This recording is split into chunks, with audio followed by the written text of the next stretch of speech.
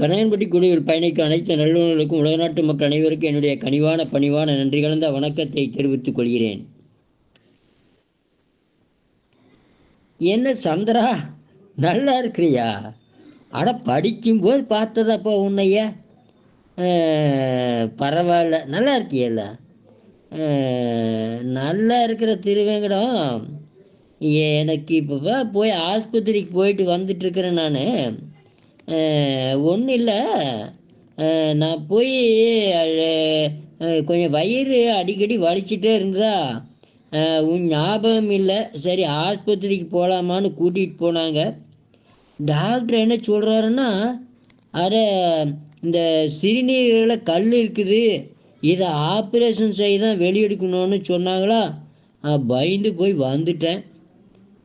வந்துட்டு அப்புறம் யோசனை பண்ணிக்கலான்ட்டு வந்துட்டேன். பரவாயில்ல, நீயே எதிர வந்த, ஆண்டவ மாதிரி வந்தடா ஐயே. இதுக்கு ஏதாவது சொல்லப்பா திருவேங்கடா. இந்த பூளைப்பூன்னு சொல்லுவோம்ல, நம்ம காப்பு கட்டுவோம்ல போய்பண்டி அன்னைக்கு.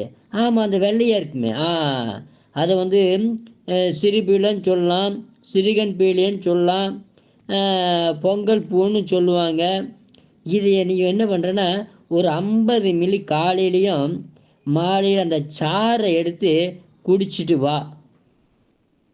அதையெல்லாம் ஒன்றா சேர்த்து அரைச்சி பவுடராக வச்சுருக்கிறேன். நீ அதை கொஞ்சம் தர்றேன். அதை எடுத்து 1 லிட்டர் தண்ணியில் போட்டு நல்லா கொதிக்க வச்சு, அந்த தண்ணி 1 லிட்டர் தண்ணி 100 மில்லியாக சுண்டணும். அது மாதிரி நல்லா சுண்ட வச்சு காலையில், மத்தியானம், சாயந்தரம் இது அந்த தண்ணி கஷாயத்தை குடிச்சிட்டு வா. அதுக்கப்புறம் பாரு, கல்லுக்கு இல்லைன்னா 2 நாள், பல முறை இருக்குது. இதில் ஒரு முறை இது செய்து பாரு, கண்டிப்பாக நல்லா ஆயிடுவேன்.